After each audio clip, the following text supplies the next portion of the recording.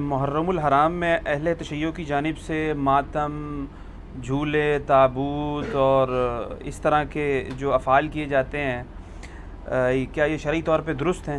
کوئی شریعت سے اس کا تعلق نہیں، سب کی سب بدعات ہیں، دین کے اندر ایگزیجریشن کی گئی ہے، اور اس سے بھی آگے بڑھ چکے ہیں۔ اب تو زنجیر زنی اور چھریاں مارنے تک بات آ چکی ہے، حالانکہ مفتی اعظم جو ہیں ایران کے خامنائی صاحب، ان کا فتویٰ ہے کہ یہ حرام ہے چھری مارنا اپنے آپ کو۔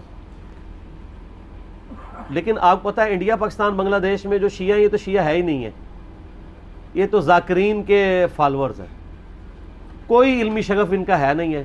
انہوں نے رسومات کا نام جو ہے وہ اہل بیت اور مکتب اہل بیت اپنے آپ کو کہہ رہے ہیں۔ مولانا اسحاق صاحب رحمہ اللہ تعالی، جن کی بڑی ایکسپرٹیز تھی اس فیلڈ میں، انہوں نے باقاعدہ شیعہ کی فقہ کی کتابوں سے بتایا کہ ماتم کرنا حرام ہے۔ وہ آج کے علماء کی لکھی نہیں، پرانی ہے۔ یہ بدعات ہیں جو انہوں نے داخل کی ہیں، جیسا کہ کئی بدعات اہل سنت کے ہاں بھی داخل ہو گئی۔ یکم محرم کا جلوس بھی تو بدعت ہے نا۔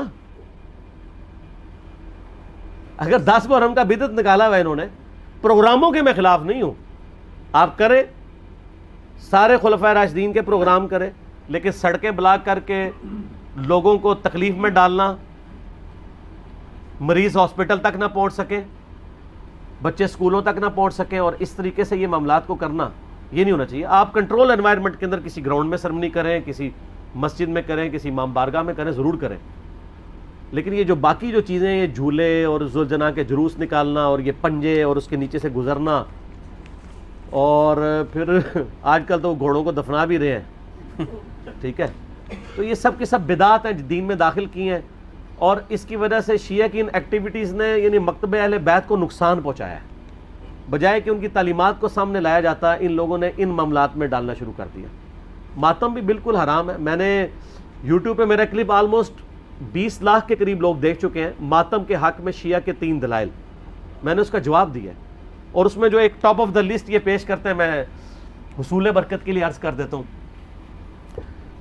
بلکہ میں اگلے دن ایک شیعہ عالم کو دیکھ رہا تھا، تو وہ دنیا ٹی وی پہ ایک پروگرام تھا، اس پہ بیٹھ کے وہ کہہ رہے تھے کہ جی پہلا ماتم تو سیدہ عائشہ نے کیا ہے، ٹھیک ہے نہیں، نام میں نہیں لیتا، آپ سب کو پتا ہے، کیونکہ نام والی پالیسی اب نہیں ہے۔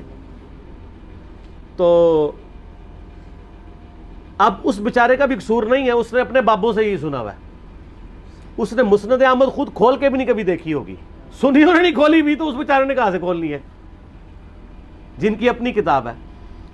ہم نے بہت پہلے ریکارڈنگ کرا دی کہ مسند احمد میں آگے الفاظ ہیں، سیدہ عائشہ کہتی ہیں، اتنا حصہ تو بخاری مسلم میں بھی موجود ہے کہ نبی علیہ السلام کی وفات میری گود میں ہوئی۔ تو سر اس سے سیدہ عائشہ کی یہ فضیلت تو ثابت ہوئی کہ اللہ تعالیٰ نے اپنے محبوب صلی اللہ علیہ وسلم کو سیدہ عائشہ کی گود میں وفات دی، تو یہ فضیلت بھی تو ثابت ہو رہی ہے نا، تو یہ بھی فضیلت پھر مانے نا۔ جیسا کہ اہل حدیث جب وہ موضوع پہ مسح، جرابوں کے مسح کی بات شروع کرتے ہیں تو کہتے ہیں وہ تو بخاری مسلم میں پگڑی پہ مسح کی بھی حدیث ہے، تو ہم کہتے ہیں اس سے صرف پگڑی کا مسح نہیں، پگڑی بھی تو ثابت ہو رہی ہے نا، لال رومال لاؤ تو پگڑی پاؤ۔ تو شیعہ جب کہتے ہیں کہ سیدہ عائشہ کی گود میں نبی علیہ السلام کی وفات ہوئی، تو سیدہ عائشہ کی تو فضیلت ثابت ہو رہی ہے۔ پھر وہ بخاری میں واقعہ بھی ہے مسواک والا۔ تو مسند احمد میں آگے الفاظ ہیں کہ سیدہ عائشہ کہتی ہیں جب نبی علیہ السلام کی وفات ہوئی تو میں نے آپ کا سر تکیے پہ رکھا اور باقی عورتوں کے ساتھ مل کے میں نے اپنے چہرے کو پیٹنا شروع کر دیا۔ وہ کہتے ہیں نہیں دیکھیں نہیں، ماتم کا آغاز تو وہیں سے ہوا ہے، لیکن اس کے آگے الفاظ ہیں کہ یہ میری کم عمری اور ناسمجھی کا نتیجہ تھا۔ تو اگر یہ انہوں نے ثواب سمجھ کے کیا ہوتا تو کہتی کہ یہ میری میچیورٹی اور ثواب کے حصول کا ذریعہ تھا۔ تو سیدہ عائشہ کا رجوع ثابت ہے۔ یہاں پہ بھی ایک دفعہ جن دنوں میں ہم مناظرے وغیرہ کر لیا کرتے تھے، یعنی آج سے 10 سال پہلے کی بات کروں، تو ایک شیعہ ذاکر آئے تو وہ بھی کتاب اٹھا کے اپنی لے آئے کہ جی یہ سیدہ عائشہ نے، میں نے کہا یار تمہیں بھی دھوکہ دیا کہ ہم مسند احمد کھول کے آپ کو دکھاتے ہیں، یہ تو ہمارے حق میں دلیل ہے، تو یہ آدھی روایتیں بیان کرتے ہیں۔ تو سیدہ عائشہ کا کوئی ماتم ثابت نہیں۔ دوسری دلیل یہ وہ قرآن پاک سے لیتے ہیں کہ جب فرشتوں نے آگے بشارت دی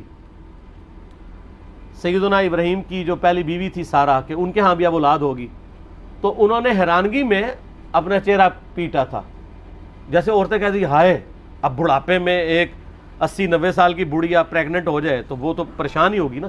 یہ انہوں نے یہ تو نہیں تھا کہ ہر سال وہ چہرہ پیٹنا شروع کر دیتی, ایک واقعہ تھا اور اسے ماتم کا ثبوت نکال لیتے ہیں. یعنی کوئی بات دیکھا کریں, اس طرح چیزوں کا ثبوت نہیں نکلتا.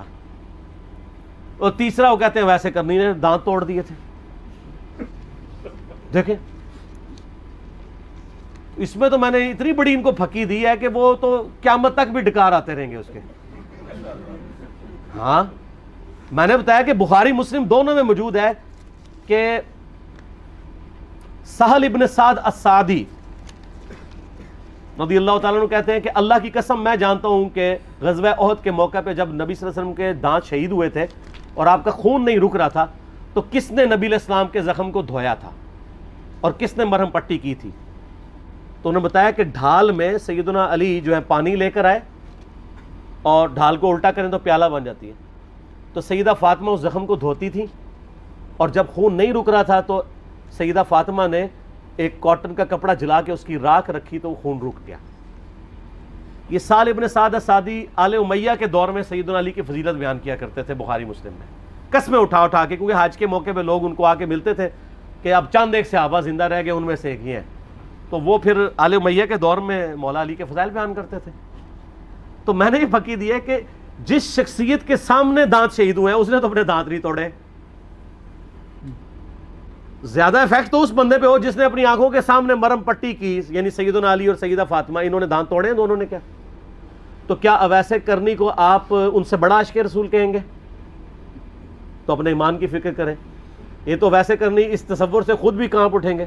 المستدرک حاکم میں موجود ہے کہ سیدنا ویسے کرنی رحمہ اللہ تعالی جنگ صفین کے موقع پر مولا علی کے پاس آئے, ان کے ہاتھوں پہ بیعت کی اور معاویہ بن ابی سفیان کے خلاف لڑتے ہوئے شہید ہوئے ہیں مولا علی کی طرف سے.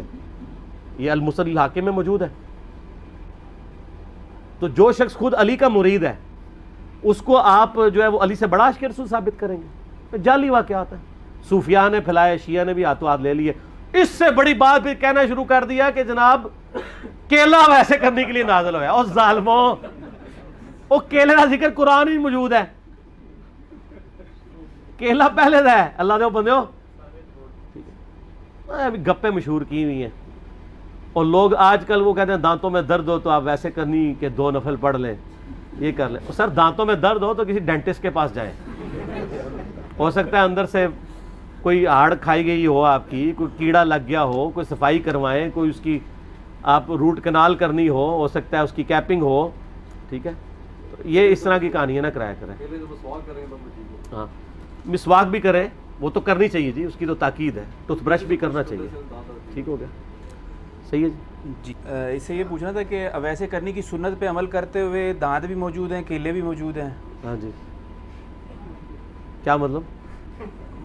اگر ویسے کرنے کی سنت پہ عمل کیا جائے ہاں پاسبل ہے. ہاں بالکل صحیح بات ہے. یہ مشورہ دے رہے ہیں کہ جو ویسے کرنے کی دلیل لیتے ہیں وہ ان کے دانت توڑیں اپنے, کیلے ان کے لیے موجود ہیں. بالکل ٹھیک. ایک حوالہ بتا دوں یہ علمی لوگوں کے لیے. یہ ایک شیعہ بھائی ہیں نادر زبیری نام کے, روایت الاسلام.com کی ویب سائٹ ہے. انہوں نے اس پہ پورا آرٹیکل دیا ہے جس میں انہوں نے ثابت کیا کہ شیعوں کے پاس کچھ بھی نہیں اس معاملے میں, سارا صوفیوں سے لیا. ہاں لیکن شیعہ اس کو مانتے نہیں ہے نا, اس لیے ان کا حوالہ ہم کوٹ نہیں کر سکتے.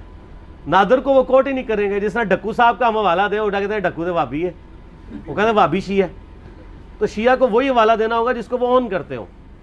جس طرح میں نے خامنائی صاحب کا کیا, ان کو وہ اون کرتے ہیں نا. اس طرح کا تو جو بھی بات کرے گا اس کو تو نکال کے پرے مارتے ہیں. جیسے اب اہل حدیث کو مولانا اسحاق صاحب کا حوالہ تو نہیں دیا جا سکتا, کیسے دیں؟ ٹھیک ہے, وہ انہوں نے نکال دیا ہوا ہے. ٹھیک ہو گیا. اچھا جی.